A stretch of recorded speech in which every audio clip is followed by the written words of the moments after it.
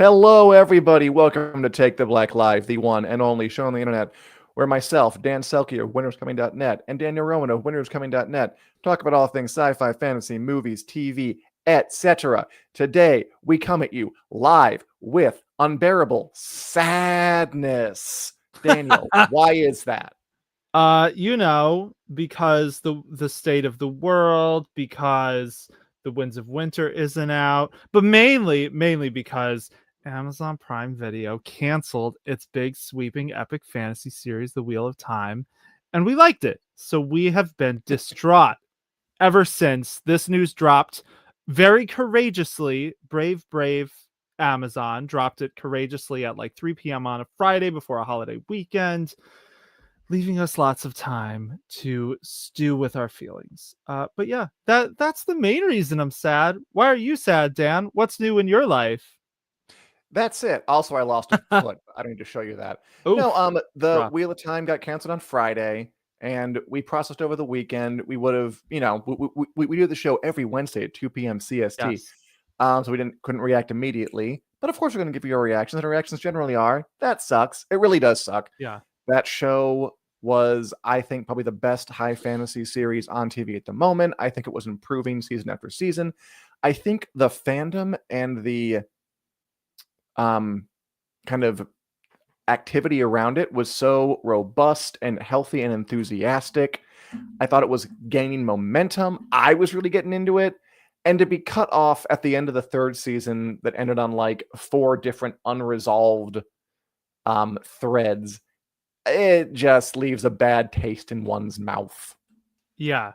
The original report for this, that I think came via Deadline, maybe, Sure. was like, sources say it was, quote, financial in nature, aka they counted the beans. The beans didn't quite add up to the amount of beans they needed to keep Those beans. making the show. Which, it's Amazon. We all know it's not like they couldn't have found a little more money if they wanted to. But they did say that season 3 was designed to provide some closure in Well, that's case they couldn't continue, which, utter and like, complete nonsense. yeah, anyone who's seen it knows that's just not true. I guess if we're gonna really, I can't even. I was gonna like try to look at the glass half full and be like, Rand he's accepted his destiny and he's now about to lead the Aiel, but like, it's not even remotely a satisfying conclusion for a show like this, and they only made it to 4 out of the 14 books, so obviously there are reasons for that. I like Yeah. Julie's comment. They ran out of money or needed it for more lip fillers. Perhaps Jeff Ooh. Bezos putting lip fillers in there. For all I know, I'm not sure. I mean, look, obviously it's financial. There's decisions really aren't made for reasons other than that, generally speaking, in this industry.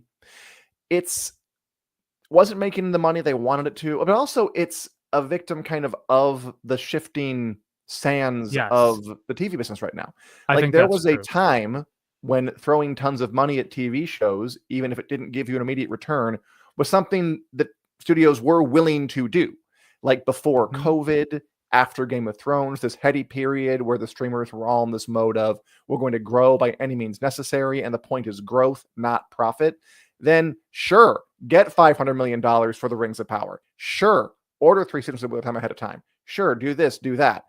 But it's 6 years later, 5 years later, and things have changed. Now COVID happened and it kind of disrupted things. The strikes happened, they disrupted things. Game of Thrones is further in the rearview mirror. High fantasy isn't as much of a hot property as it was. So now they look at something like this show, The Wheel of Time, and they think maybe it's not worth it. The issue is vision Yes. to have the ability to make a whole huge robust 8 or whatever season show like The Wheel of Time would have needed to be to tell the complete story. It requires people on the executive level, like in the driver's seat the whole time, believing in it the whole time, fighting for it the whole time. And the fact of the matter is, at studios, especially at Amazon Studios recently, turnover happens. I think Jennifer Salk, the person who kind Yep. of greenlit Wheel of Time, got either Ousted. canned or Yeah. left, ousted. Let's go with ousted. Ousted. And then new people come in. Now, that makes for a pretty chaotic um, schedule because one person greenlights a show that's supposed to last for years and years, and another person comes in and is like, nah, we're done with that. Yes. So there's a lack of consistency. It's hard. Like, so many things have to line up just correctly. Obviously, if the show would have been a giant hit and was watched by cajillions of people, it would have gotten greenlit no matter who was in charge, probably. But the combination of executive turnover and the show being a normal sized hit, not a super hit, as Robert Harris says, a lot of fantasy folks talking about it. Although fantasy folks talking about it so enthusiastically, it was so catching and wonderful and nice. Contributed to it, and it just blows because it was a show I really liked, and it was a show being made at a level that kind of resembled the high fantasy boom times, and I wanted to keep that going because I was having a great time. Yeah. But, everything fades, the universe degrades into entropy. Uh, Things fall apart, electrons fall out of the orbit, and we all become dust. Yeah, I mean, it is definitely a tricky thing because you wrote an article about this is this signaling the end of the high fantasy boom, and maybe we could say the epic fantasy boom, because I don't know that I would really call Game of Thrones high fantasy. There aren't elves and there are dragons, but the Let's magic. Not get into a discussion about what exactly high fantasy means. We'll be here for hours. The Wheel of Time is high fantasy. But I do think what you said about the TV landscape changing is very relevant here, because I kind of have no doubt that if this show was in this exact same situation 3 or 4 years ago, like it would have been greenlit for season 4. I think there's no question about that. So I do think the shifting TV landscape, studios across the board are tightening their belts. Kind of, they're all looking for ways to cut costs. A lot of them are realizing, oh, we kind of ate the tech grift in terms of let's all start our own streaming service, and how great that will be. We'll make so much money, and then realizing, oh shit, we don't actually have a long-term plan to make the money unless we turn them into cable on your streaming app, which is what they all now are doing with ads. They're essentially replicating cable through the internet. You have Amazon like syndicating the Rings of Power and Citadel of all things for like normal TV, which I don't think is a terrible idea. I think the Wheel of Time would have been like a better candidate for that because there's more episodes, but whatever. What do I know? Yeah, that is definitely a thing that they're doing now. And HBO did that they started with like Westworld and Raised by Wolves and whatever, and now Amazon's doing it with the Rings of Power and Citadel. That's another thing that makes this especially galling, is like, I don't want to be like, but we're getting more Rings of Power, but like Citadel is even more egregious in terms of like what an expensive misstep that show and that property was, because Amazon just wanted a global series. Meanwhile, The Wheel of Time was kind of starting to capture a global audience because it's global by nature. They film all over the world. They have actors from all over the world. But yeah, it is definitely a sad thing. And I think what you said about the regime changes is fair. And I think it comes back to one of my big gripes, and I wrote about this at the start of the season when it was doing really well, was that Amazon is not a television studio. Like, yes, there's Amazon TV or whatever, there's Amazon Studios, but that's very different than something like HBO, where like their pedigree is making TV.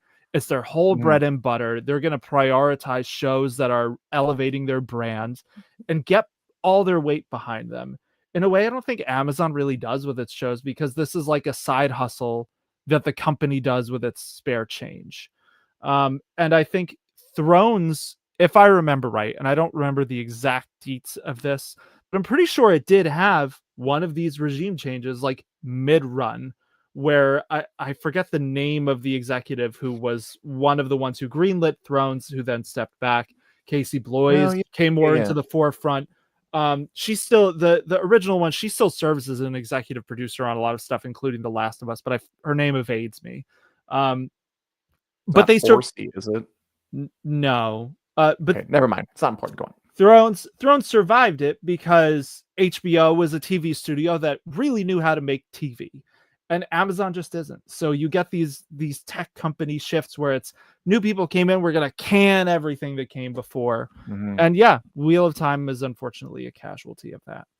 Now, okay, making a break for Arosa. Good to see you here. Might be Yes. her first time watching live. I'm Sorry, you're not sorry feeling you were well. sick. Yeah, sorry you're feeling sick, but welcome. We do it every week. Good to see you. And as a couple of you were suggesting, like Diane, maybe some other channel will pick up the Wheel of Time. Is that possible, Dan?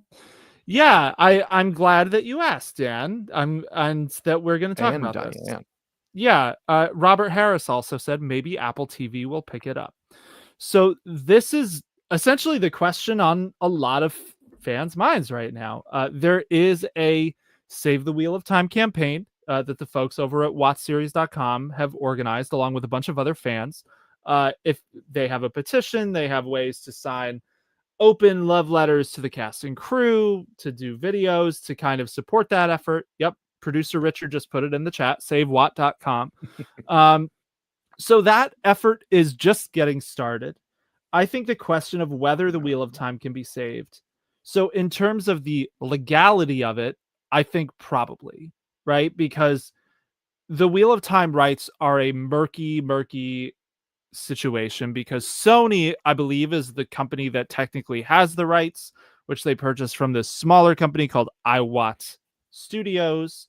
Sony then contracted Amazon to produce the series. So Amazon is what I've heard who passed on making more, but Sony still has the rights to make more if they would Mhm. like. Presumably, I don't know how that exactly shakes out. Um, so they could go shop it.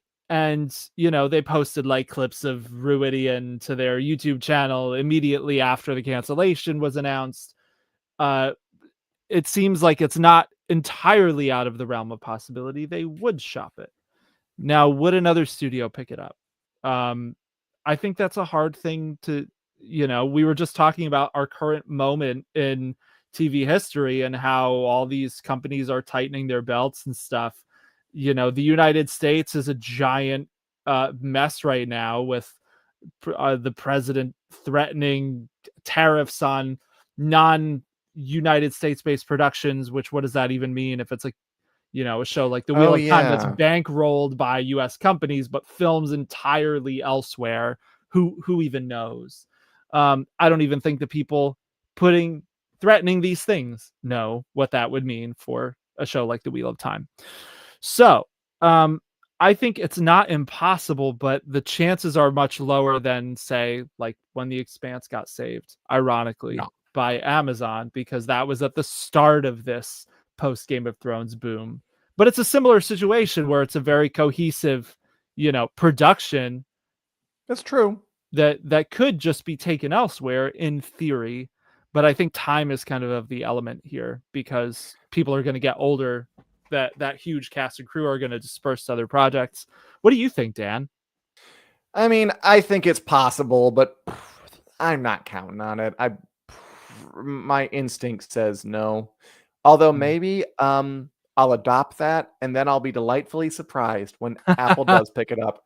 And Julie, we keep saying Apple, Apple, Apple because it seems Yeah, like they'd be, if anybody would do it, the most likely, yeah, since they have that great combination of A, tons of money, B, a seeming interest in a lot of nerdy stuff. They have a lot of yep. sci-fi over there. They have no high fantasy series. Like Netflix has The Witcher, HBO has House of the Dragon, Amazon has The Rings of the Rings of Power. Power. Yeah, Apple doesn't really have anything. And yeah, I guess those three. They I've do got seem I've they got one almost seem to more. be operating on a place of like 5 years ago where Yeah, they are throwing money at stuff. Netflix could too, said Stephen Maximer. I mean, Netflix can do anything it wants at the end of the day. Netflix is big enough to just throw money at anything. Um, but they're would kind of I trust unpredictable in that Netflix? way. Yeah, I feel like Netflix and Apple are kind of the two main ones. Like I've seen people say HBO. I Mm, don't think that works for a few reasons. One, I don't know that this is completely like I don't want to say adult enough, but they've already got big adult fantasy series in Westeros. I don't know that they really are going to be shopping for one so similar as the Wheel of Mhm. Time. Yeah. Also, they're about to dump absolute fistfuls of money at Harry Potter. So picking Ooh, up yeah. another expensive fantasy series wouldn't make any sense. Um, I think that Netflix, their big fantasy series, they have a bunch of big shows that are about to end. The Witcher will presumably be ending in the next Yeah. 2 years, which I've seen some weird articles that are like The Witcher canceled that came out in the past week. The Witcher is Yeah. not, it's Oh, not there's canceled. some really weird It's news so site weird. that's posting a lot of really weird headlines. I've never heard of it before, but I saw it all over Google recently. They're all bizarre. Yeah. Um, I'm not gonna look them up Yeah. because I'm just not gonna We do it. But, no. if you see them, don't go No, in there. no, What they're are they? full of You'll it. find out. Yeah, The Witcher has not been canceled, never been canceled. It's going to the end of its run. 5 seasons is the right amount. But it is Sure. ending. Stranger Things is ending, Squid Game is ending, so, Yeah. like, it feels like Netflix could have room for something like this. Yeah. Now, do they have the long-term appetite to run something like The Wheel of Time for another 5 seasons? I don't know about that. Apple, so the other thing I wanted to say about Apple is that they do seem to have a real interest. One, they're good at picking their IPs. Like they're doing Murderbot, they're doing Foundation.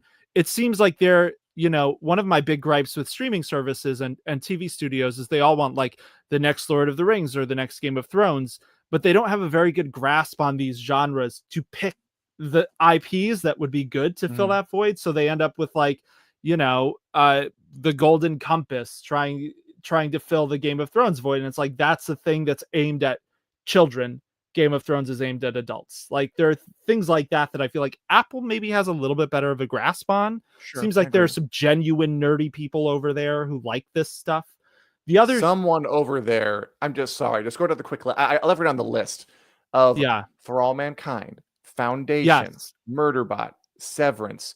What nerds run that place? Some big Silo, ones. That's yeah, what. yeah. Silo, yeah. Yeah, so I think with Apple as well, they seem to have a real like long view with how they're developing these Mhm. things. Like if I would never have guessed back when For All Mankind was premiering, even though it's a good show, that it was going to run for like 5 seasons and a spin-off and still be going.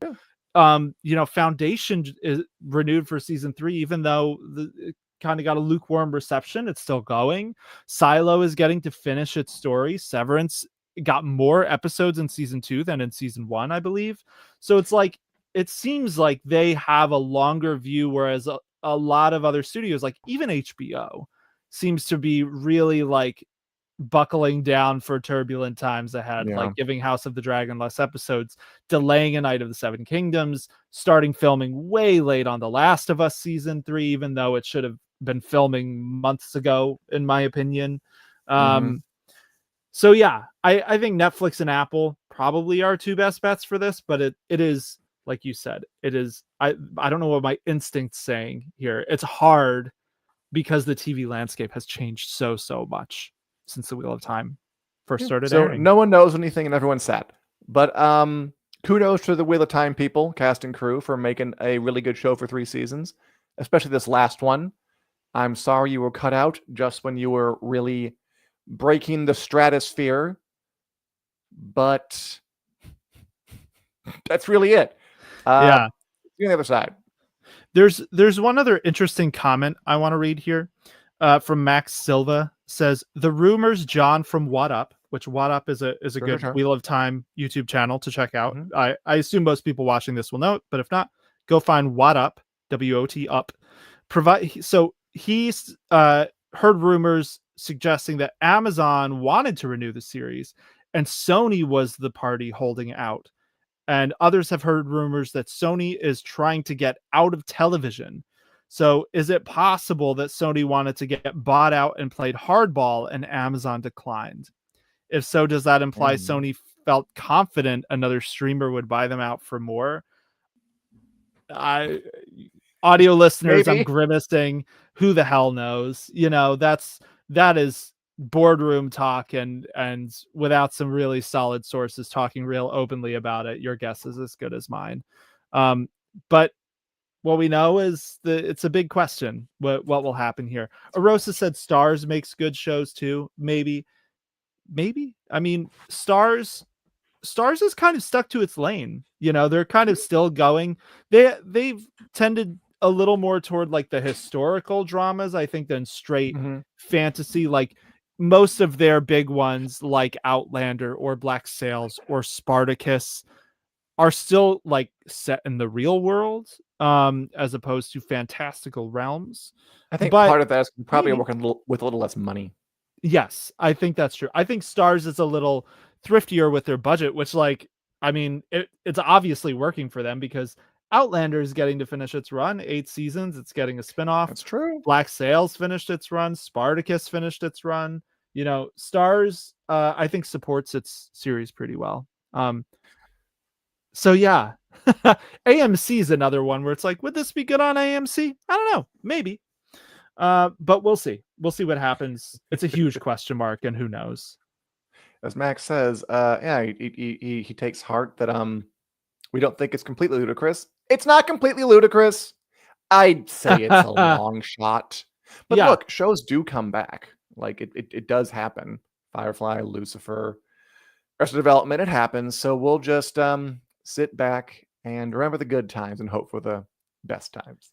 Yeah, totally. I think that's all we can do right now. That, and if you want to get involved in any of this stuff, if you're listening, watching, savewatts.com is the place to go for that.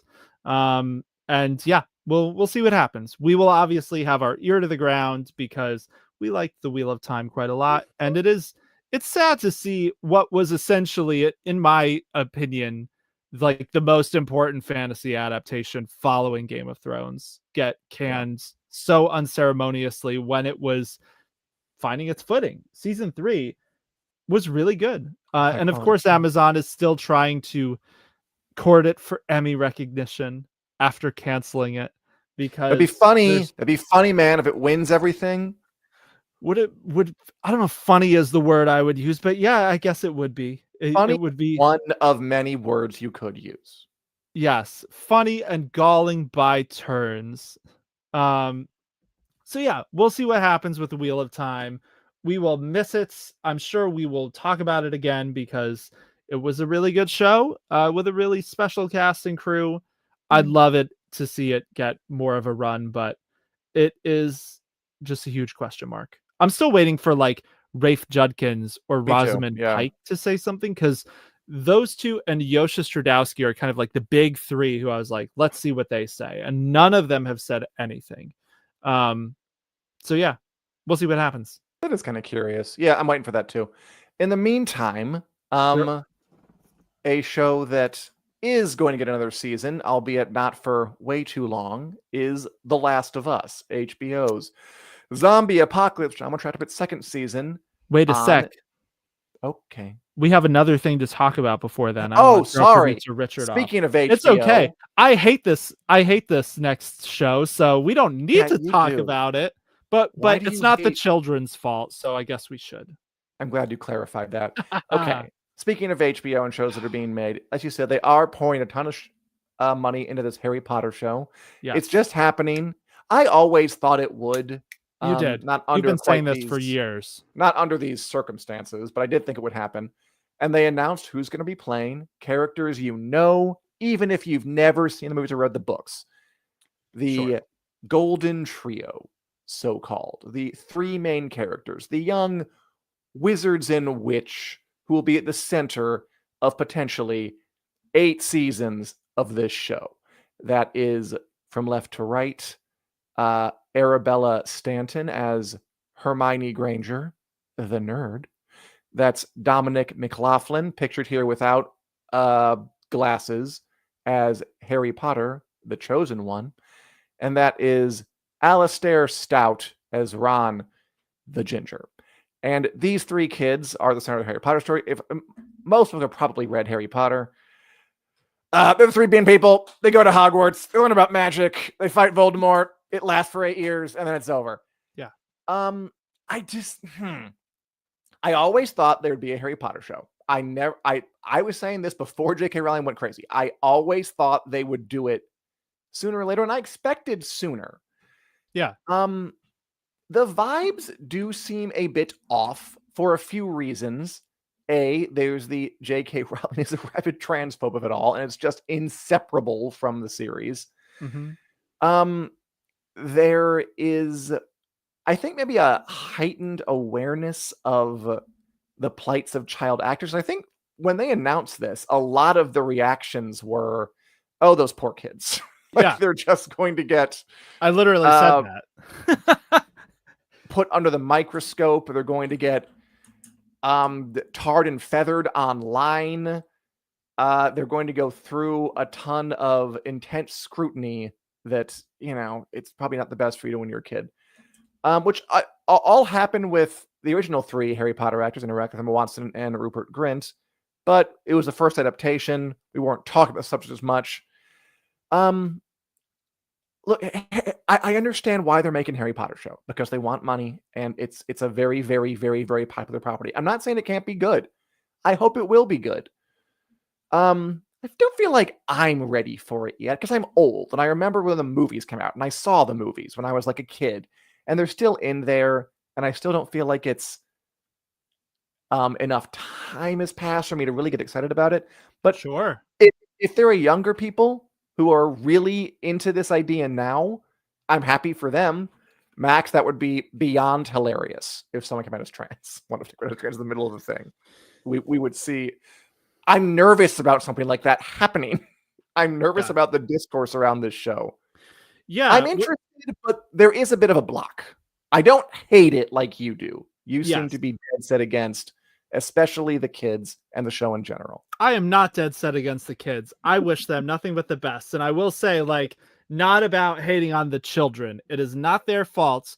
And I do think that this is part of what makes this more difficult here, is that like you said, there's been on and off scrutiny about the life of child actors and how that affects them for years. This is a particularly interesting situation because it's not just child actors. It's child actors being dropped into a particularly volatile and controversial production when they are so young that these children can't even fully internalize what this is going to do to their lives. And it's different than Daniel Radcliffe and the other 2 who were in the original movies. They were cast when Harry Potter's star was rising. The movies ran concurrently with when Rowling was writing the books. So at that time, it was, you've been cast to play these roles in the most popular children's fantasy series, arguably of all time, but definitely of right now. Here it is, you've been cast as the 3 leads in an extremely controversial children's fantasy that is coming under increased scrutiny in recent years, that is being rebooted ahead of its time because we have a corporate mandate to keep capitalizing on this property, not because there's any specific artistic reason to do it. It's also a kids fantasy series that is being run on an adult premium prestige television network, so the branding optics are just weird. Do you disagree with that? Because that's something that keeps boggling me. It's like, oh yes, HBO had The Sopranos and The Wire and Game of Thrones, but there's no reason it also HBO Max also has Sesame Street. There's no reason HBO couldn't produce something that's made for all ages. It can't exist alongside it. No, but I think the difference here is this is going to be one of their flagships. So I think that's different than just we have access to the Sesame Street library to say we are making this children's show one of our new tent poles. It strikes me as a similar sort of brand confusion as when Discovery dumped a bunch of reality television onto HBO Max. It's not that it's necessarily wrong or bad. It's just trying to expand what they do to be for everyone. And I don't know if that's going to work for them or not. So yeah, I guess I see your point. I guess it's the least of my concerns, but I see your point where the branding is a little bit off. I mean, it's more that, and I see Under Skyline saying that they're going to bring it more to life, and they are. I'm sure they're going to do a decent job. I kind of agree with you though, where it's again, I'm old. I'm old enough to remember the original movies, and Yeah. it did feel like we were all rising with them. Like it Yes. was this story that was going to get its day in the sun and get the spotlight on it and become something the world will fall in love with. And it's much easier to feel excited about that story than it is to feel about come line up and love the reboot of the thing that Yes. you already saw and enjoyed. It's just not as inspirational a story. Totally. But again, I'm sure it'll be good. And I hope the people who love it love it. Maybe I'll enjoy it. I'm sure I'll enjoy it. It's hard for me to picture myself just loving it to death, though. Yeah. But you know I what? We got a couple of years between now and then. I like John Lithgow. yeah. I And I like like that John Lithgow is playing an iconic British character. I feel like we need to get revenge on the island of Great Britain for taking all the American roles. So I like that. Daniel okay. Day-Lewis playing Abraham That's Lincoln. Get off it. That's fair. That's fair. And you have been like, to your credit, you have been saying this is coming like for years. You have been calling this. There will be a Harry Potter reboot. There will be one sooner rather than later. Like I remember you saying that in like 2020, like years and years ago. I have witnesses Yeah. of even before that. Dude, I'm sorry. It's too much money on the table. There's Yeah. no way it's too much. Yeah. So what like Under Skyline and Leo are saying, like the books have more detail. This is a chance to bring it all to life. You know, maybe they could film deleted chapters and stories from the book and cash in. Key point and cash in. Yeah, I mean, this is one of those things that like I know they've made a big thing about this, that it'll be a more faithful version of the Harry Potter books adapted for television, but like I don't think the movies were that unfaithful. It's Right? really like they cut stuff and like the Goblet of Fire, yes, it was the worst movie and I think it's one of the best books, so mistakes were made. Um but like it's not like it's so funny because we're talking about all these adaptations on this channel and so many of them make wildly more deviation like Yeah. choices than Harry Potter did, which was like, you know, Harry gets to the Quidditch tournament in a slightly different way. He spends 3 days less in Hogsmeade Village. Like, you know, it's not like they totally changed things up that much in those Yeah. movies. Selling But it as a chance to make it faithful is a little weird when outrageous. there wasn't Yeah. really a problem with that. Not a No. serious problem anyway. No. I don't think anyone I have never once heard the argument the movies are not good because they weren't faithful enough to the Harry Oh, Potter you book. know folk have made it though. Like, let's not act like people Sure. wouldn't say that. It's not Sure. like the 1980s Dune movie, like which had to like change everything to fit it into like 2 hours. Like, yes, you could say we need another version of this to make a kind of Yes. more full, respectful adaptation. Yes. I don't think you can plausibly look at the Harry Potter and say like, oh, we need a new thing. Yes. Is it necessary to make something that kind of fills it out? But And again, I really don't want to be that much big of a hater. yeah, It's always going to happen. It's fine. I'm sure the discourse will be popping and we'll be on it. I will be a big enough hater for the both of us, Dan, but not of the children because it's not their fault. Anyway, do we want to move on from this? I feel like we could Yeah. probably do a whole episode talking about our hate, but not that much hate, but also some hate for Harry Potter and our Speak for complicated yourself, our man. I complicated extricate feelings. myself from Daniel Roman's hate. Okay, that's fair. I've just yeah. Anyway. And yes, Max Silva. Max Silva says, "Isn't that last battle chapter from the Wheel of Time longer by itself than the entire first Harry Potter book?" I Yes, believe it that's is. true. Yeah, it's like Yeah. a 250-page chapter. Because Brandon Sanderson, you know he's going to do something like that. All right, moving on. Before I so rudely interrupted you to talk about the show that will not be named, uh, you were about to talk about a show that is getting a third season, is But getting not another season. for quite a while, which I think is an important point to make. I feel like that is affecting my Mm, enjoyment a bit. The Last of Us, HBO's yeah, big zombie apocalypse drama, just wrapped up second season this past Sunday, and it was pretty good. yeah, Um, Once again, I did have a bit of a block. I'm not sure quite where it came from. This is based on a very popular video game. Bella Ramsey as Ellie goes to Seattle to kill a woman named Abby for killing her father named Pedro Pascal. And she almost succeeds. She kills some people. And then the season ends with a cliffhanger with Abby confronting Ellie, drawing a gun, cut into black. And then we go 3 days back in the past to, in the next season, see what she was up to right there on the screen during the same time as Ellie was hunting her in season 2. That's what happens in the games.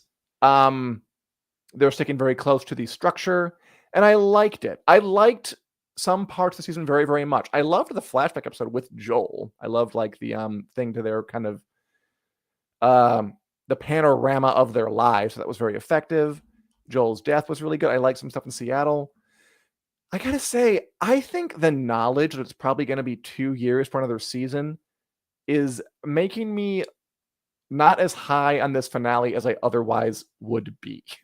Yeah. I think if you end it with some tune in next time to see what happens next kind of resolution rather than putting a real button on the story, how long do you have to wait to see what happens next becomes very relevant. And the fact that they're not getting a move on has me a little bummed. We're probably looking at 2027, and that's a long time to wait. I could be dead by then. Yeah, well, I hope not. I'm in my But 30s, man. TikTok. it's true. Time is not on our side here, or The Last of Us's side. I do think, yeah, it is. I completely agree with what you're saying about the timing being probably one of the biggest chilling factors in like my enthusiasm for this season. I enjoyed a lot of stuff about this season. I really liked Caitlin Dever as Abby. Yeah, I mean, she's over like 3 episodes, but she was good. Yeah, she was good. It was obviously whenever Joel was on, he was great. Bella Ramsey did a good job as Ellie. I liked the goofiness of Bella Ramsey's performance more than the monstrous side. I never quite bought that as well with her as I felt like I wanted to. I bought it a lot in the scene where she beats Nora to death with a pipe. I really bought it there. And part of the reason I was kind of agreeing with Julie that, I don't know, something I couldn't quite figure out, it didn't quite work as well for me this season, was in the finale, they kind of pulled back from that. Like they had her sort of accidentally kind of a House of the Dragon-y thing where they're kind of, why do all these writers want to like blunt their characters' morally ambiguous decisions and kind of sand the edges off so it's not totally their fault? I really wish they would just go whole hog. You're on HBO, like you're on The Sopranos, you're on Game of Thrones, you're on The Wire. You can have characters who do horrible things, and we just follow them anyway. It's okay. Like I feel this fear. I also felt in House of the Dragon where they're afraid we won't like them. Yeah. But I will like them more if they're just themselves and like uncompromising. This wasn't as bad as House of the Dragon. It was fine. It was fine. It worked, and it was an effective scene. But I really liked Bella Ramsey. This is going to sound weird. I really liked Bella Ramsey when she was beating Nora to death with a pipe, and I know she can do it. So I wish they would have pushed that angle rather than made her more regretful. Yeah, I mean, I agree with that. I think that the Nora scene is one of the peaks for Ellie of this whole season. And I am going to spoil things a little bit here from the game, just a little bit. So like just the tiniest bit past what we've seen, which is that Ellie, you know, obviously we will see more of Ellie in this show. It kind of ends on a cliffhanger of like, did she get shot? We'll see her again. So in the game, that scene you're talking about with the regretful accidentally shooting Mel and then finding out she's pregnant. I don't remember if shooting Mel is an accident. I don't think it is. I think Ellie rewatched it. It's not, right? To compare. It's not. I mean, Mel attacks her and then Ellie stabs Mel in the neck with a knife. Yeah. So which is very different from shoot through a guy and just accidentally hit her. Yeah. And right before that, Ellie stabs Mel's dog to death in the game. So there are all these things. The game commits so hard to Ellie is doing awful, awful shit. And you're not going to realize it until she's already so deep into it that you're like, oh my God, what am I watching her do? The game, it's a game, so it's like, what am I doing? But Right. when we next see Ellie in the game after this scene we've just seen, Mhm. the game flips things in such an interesting way that she is terrifying. It's like she is a bayou person villain who is the stuff of nightmares in the scene immediately following what we see in this finale. And I don't think the show has set that up to pay it off because of what you Mhm. just said, backpedaling in the finale to kind of make her more sympathetic, make it so she's not quite as monstrous as she needs to be. So yeah, I have conflicted feelings. I think if this was, so there's that side of it. There's also this is part 1 of 2 or 3 or whatever, and having Yeah. they the only way that could have worked well for me is if it's a short gap between them because it's telling just a Which fully it incomplete. will be not. I Yeah, I also, mean, I would be fine even with a year, maybe. Like, if they yeah, had a year, I'd do other stuff, it's fine. 2 years is asking a lot of me. yeah, yeah, I agree with that. And I also, you know, early this season, you didn't like the hard home battle at Jackson I Hole. did not like it, I just question whether it was really needed. And I, at the time, I was like, I liked that scene. I liked what it did for Tommy, even though it really changes Tommy's character because in the game, Mhm. Tommy goes to Seattle and Ellie goes after him, versus in the show, Ellie goes to Seattle and Tommy goes after her. But I did find myself thinking about this after the finale has aired, if we should have had that Jackson battle, because it feels a little like there's this big, massive stuff at Jackson in the early episodes, and then they speed run Ellie's game storyline for the for a little more time to breathe with Ellie and Dina in Seattle. Like, there are a lot of scenes that the show cut from the video game while Ellie and Dina are in that city. And if they were only going to do 7 episodes, right? It's kind of like, could they have stretched that out into 8 or 9 by just giving us a little more time with them in that city, exploring what's going on with the WLF and the Seraphites and whatever else? I think probably. So it feels a little like they put this huge battle at the beginning, they speed ran the back half of the season, and then they ended it after 7 episodes, and now we have to wait 2 years. So yeah, my biggest problems with The Last of Us are not things that were on screen. They were choices that the Mhm. production as a whole made, I think. None of it was bad. I agree with Julie, though. I liked it, but yeah, I didn't like much of the first. There was something a little off, and I think Yeah. we got into it. I've been saying this for a while. Okay, move the camera. Hollywood Yeah. producers, I know you watch this show. I know you all do. I've been told. I have my sources. Just my main thing is let your characters be awful. Let them be disgusting. Let them be depraved. Let them be horrible. And we will follow them if they're compelling. That's all I want. It's all I care about. I want to see less, especially in HBO of all places, of this sanding the edges off. Let them be bad and Yeah. complicated, and I'll love it. That's where I am. I'll watch it when it comes back, but man, it's going to be a long wait, and HBO needs to fix that. They need to find some way to make these things faster. House of the Dragon, The Last of Us, The White Lotus can, I guess, take some time off because they're always new every season. Yeah, But it's kind of an the other ones, anthology. come on, speed this up. You're going to lose people, man. Yeah. Mark my words. And I'm sorry I was losing audio. Hopefully it's just you. All right, Daniel, while we try and get that up and running, are you watching anything? What are you watching, if anything? Everyone out there, what are you watching or reading? What do you want to share about? Yeah, I've been watching some stuff. I've been reading some stuff. So I'm watching the Murderbot show on Apple TV Plus. It remains pretty fun. I have seen the whole season, but I'm rewatching it now as it's airing. Cool. Enjoying it a lot. It's kind of a light sci-fi comedy.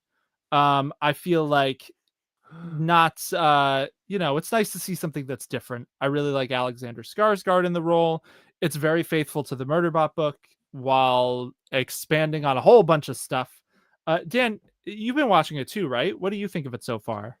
I have, but we have to read this super chat. Dragonheart613 just paid us $5 to read this comment. Thank you. Wheel of Time gets better each season, but canceled. Rings of Power gets worse and loses more viewers each season, but renewed. Amazon has truly lost it. I mean, essentially, I agree. I think Wheel of Yeah. Time did get better each season.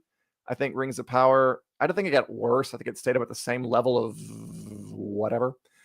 But if I had to choose which of those shows to continue, it definitely would have been Wheel of Time. Yeah. Thank you, No, Dragonheart no 613, question. for your very insightful, very well written, wonderful, and lucrative comment. Yes, thank you. And thank you for tuning in. Yeah, I think I wonder if there's I read something about this and I didn't get the exact Nice. details that Amazon might be like obligated to make more seasons of Rings of Power, like they bought a 5-season order when they got the rights. So I don't know if they can easily cancel the Rings of Power the way they might be able to with the Wheel of Time. Yeah, maybe, I don't know. Because the Tolkien estate is like famously you know, I don't want to say difficult, but picky. They're choosy about what rights they give out. So yeah. Anyway, I'm watching Murderbot. I'm enjoying it. Did you have anything you wanted to say about it? You're Not into really. I'm it. watching it. It's nice. I like it. Yeah. Again, I It's a still see light what I said show. last time. It is. It's lighter than I thought it would be. I thought it would be a little edgier, a little more like kind of, I don't know, black comedy, like kind of ironic stuff under there. And it's good. I enjoy it. I'm loving The Studio on Apple TV Plus. Ooh, That show nice. so good. That show is so made for me. That show is so full of dorky ass film references. I'm like, ooh, ooh, ooh, ooh. That show is Nice. stuff with jokes. That show is good performances. That show does tricks. I just watched an episode where the entire thing was one 36-minute uninterrupted take, which they were Ooh, doing kind of for fun to like make fun of long takes. It's nice. meta, it's direct, it's funny, it's got great actors. Catherine O'Hara's in it, Seth Rogen's in it, Catherine Hahn's in it. It's great. That show's great. I'm gonna watch more of that show, and I'm going to tonight. That's on Apple, right? Yeah.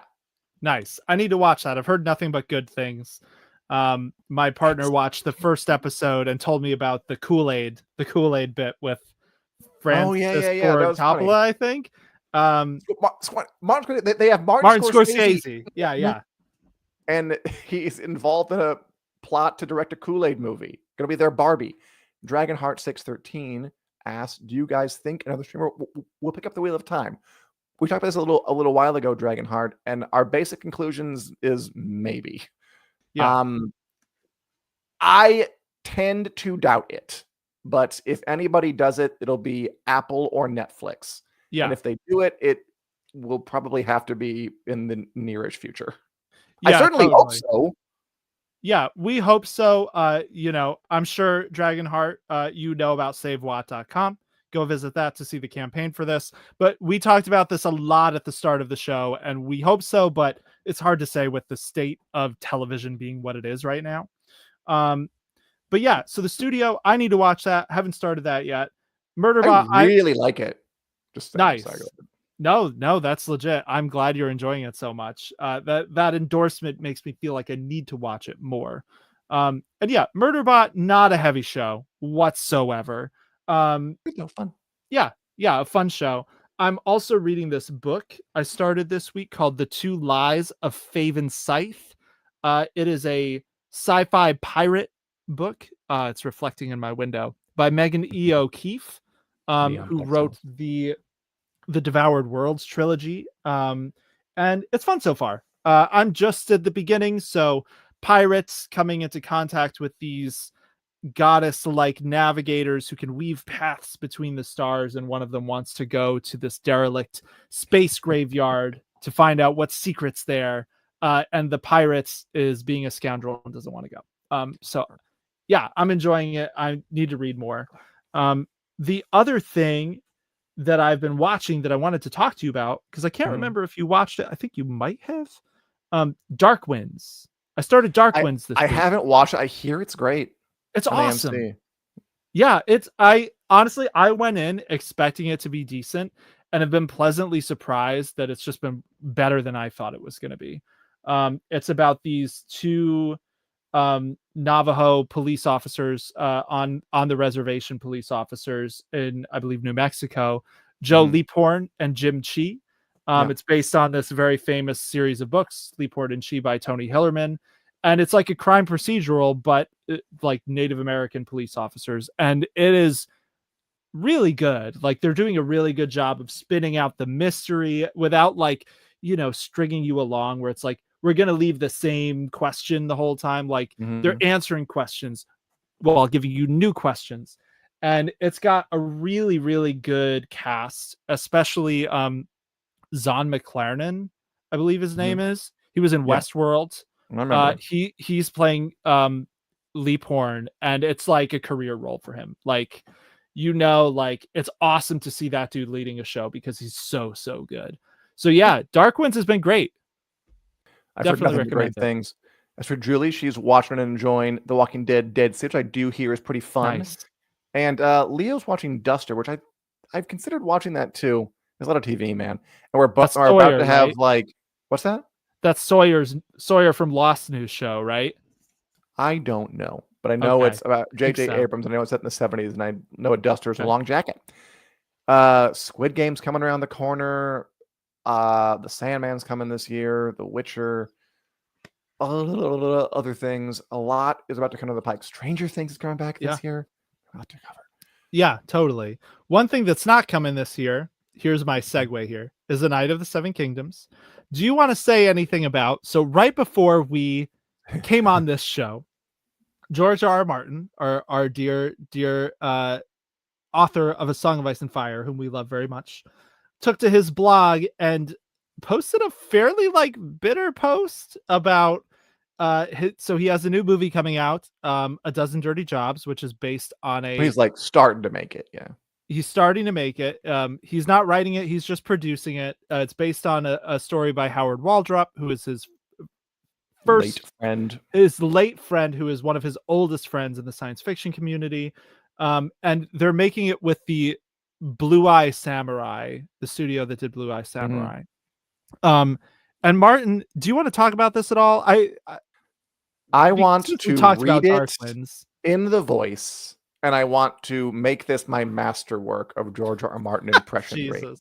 Okay. So George R. R. Martin wrote this just today, talking about this new movie. He's probably like he tends to like just lend his name to these things to help get them off the ground. I really don't think he's distracted overly with this stuff. But in this post, he spent way more time sort of well, I'll just read it and then you can decide. All right, here we go.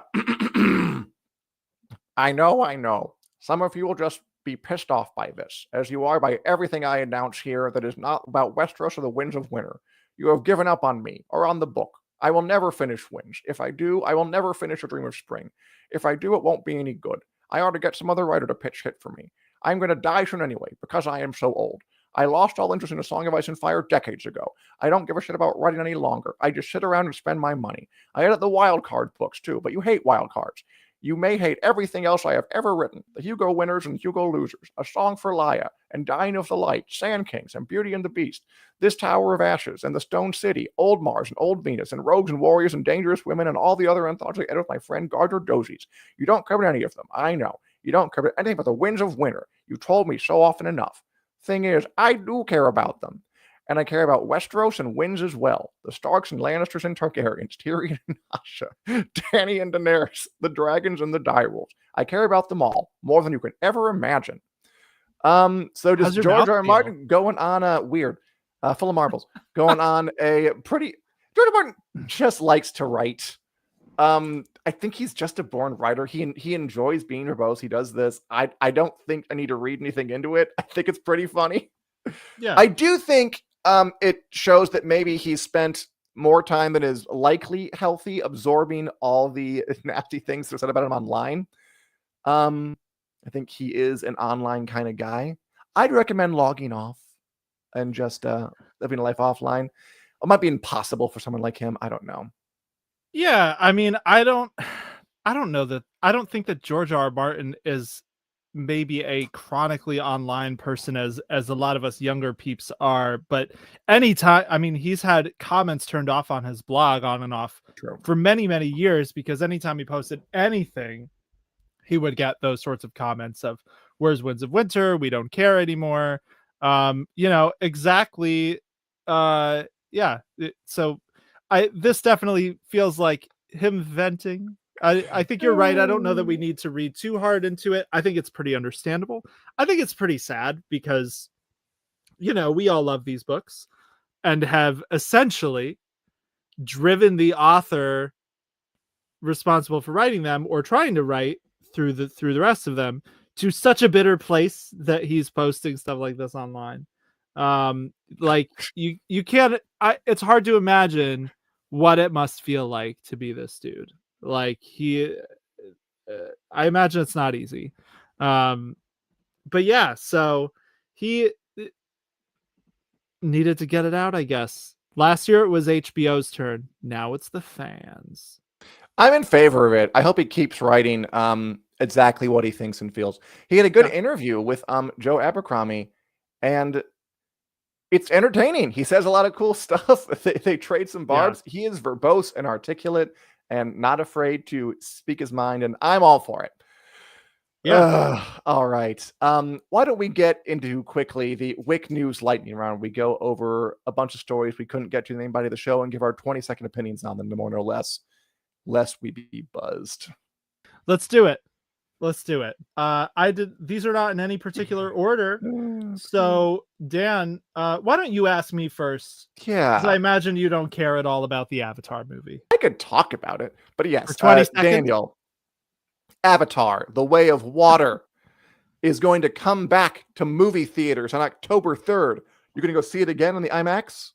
Possibly, maybe not. Who knows? I do firmly support this, though, because of all the movies that I've seen in recent years, Avatar is one of those movies that's just not the same at home. Like, it is made to be watched in a theater. So yeah, it's coming back to theaters October 3rd ahead of the release of the third one. Obviously, if you like Avatar, go see it. All right. We were just talking about this, but surely you have 20 more seconds worth of opinions you could share, uninterrupted and unimpeded. So George R. Martin, he's producing an animated movie based on A Dozen Tough Jobs, which is a story by Howard Waldrop about the 12 labors of Hercules, but it's in the 1920s in Mississippi. Yeah, I mean, again, I really don't think Martin putting his name on these movies means he's dedicating real time to them. I think he puts his name on them, so there's a celebrity name on them, so it helps them get over the track line of hurdles you have to get over in Hollywood to get anything done. I think that's what's happening. Also, it sounds neat. Sure, why not? It's really quite sweet, but okay. We're done with that. Daniel. Oh, this one's pretty big. Alex Garland, the director behind Annihilation, Ex Machina, Civil War, will direct an Elden Ring movie for A24. That's pretty exciting. I liked Elden Ring. You liked Elden Ring. Also, co-created by George R. R. Martin. That seems like a really good creative pairing. Garland, A24.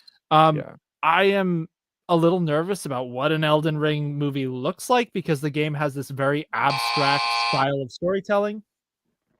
It's early days. We'll see. All right, Dan, the next two Avengers movies, that's Avengers Doomsday and Avengers Secret Wars. Secret War, singular, plural. Come at me, Marvel fans. Wars? Secret War. I think it's a singular war. Okay, whatever. Anyway, there's just one movie about it. The next two Avengers movies, they've been delayed to the holiday seasons for 2026 and 2027. Yeah, from like a spring to winter. I think that's fine. I'm sure people can wait. I imagine there'll be more Marvel stuff between now and then to keep people entertained. So I'm sure we won't be too bereft. They're not good at letting us go too long without one of those. Victor, it's not that Martin can overcome hurdles. It's that I think studios just, if they see a name on there, like that they know, they're more apt to pass it through to the next person. What is this? I had 5 seconds left. Okay. All right. Hey, ask me this thing I know nothing about. Sure. The Handmaid's Tale with, I know that somebody watched, ended yesterday after 6 seasons. Yeah. When way beyond the books, it's definite, or the book singular, it's definitely a testament to how popular this series was, but it is at an end. Probably was time for it to come to an end, but there will be a spin-off based on, I believe it's The The Testaments, Testament, yeah. which is another book by Margaret Atwood set in the same world. So, if you want more Handmaid's Tale, there will be more eventually. Yeah. All right, Dan, what's the deal with this? Oh wait, man, we should ask you the Go next ahead. two in a Whatever you want. row. The next two in a row have to be for you, Dan. So this one, Ryan Reynolds, apparently he once pitched an R-rated Star Wars project to Disney. What's the deal there? Why is this for me? Ryan Reynolds pitched an R to Disney. Sure. Maybe he pitched a story about a brothel on Tatooine. I have no idea what he pitched. Super violent Jedis. What if the lightsabers, when they hit you, blood goes everywhere? I'm not sure what he pitched. After Andor, which was pretty mature, they could probably get away with something in an R-rated thing, but I don't think it'll happen. So wait, let me ask you this one. This is the one I was like, this has to be for him, because why don't I ask you the pictureless one next? I don't want to break off the rhythm. It would offend my sensibilities. Let's do it. Okay. Let's do it. Daniel. I'm super fine with that. David Tennant wanted to play Mr. Fantastic in the Fantastic Four First Steps, but Marvel went with Pedro Pascal instead. Good idea? Bad idea? Yeah, I think probably a good idea. I mean, I don't know that David Tennant's a better choice than Pedro Pascal for Mr. Fantastic. I would watch either of them though. So Tennant explained this at a Comic-Con. He was basically asked who would he want to play in Marvel, and he said that's the character he would want to play. But alas, it'll be a long time before they ever need to recast Mr. Fantastic. So, sorry, Pedro's who we got. We'll have to settle for Pedro. How will we ever live? All right, and Dan, so The Sandman is coming out in 2 blocks on July 3rd and July 24th. Producer Richard says we don't have a picture for this one, so you just have to vamp about The Sandman, Dan. Yeah, but Jack Gleason, Joffrey Baratheon, is in it as the cherubic Puck from Midsummer Night's Dream. That'll be fun. It looks interesting. I love the producers spinning in the public like, we thought it was just the best thing creatively to end it with season 2. Like, no, you didn't. You can just say it's money. No one believes it. It's fine. We all get it. I'll watch it though. I liked the first season. Anyway, that is our show. A bit of a fun, chaotic one. Thank you very much for watching. As always, you can see all these archive episodes on our YouTube page, winteriscoming.net. We also do live episodes there and on our Facebook page, winteriscoming.net, every Wednesday at 2 p.m. Central Standard Time, 3 on the East Coast, noon on the West Coast, and 1 up high in the mountains. Thanks a lot for watching. You've been lovely. We've loved having you here. Come back next time. Subscribe, like, tell your friends and family, and goodbye. Take care, all.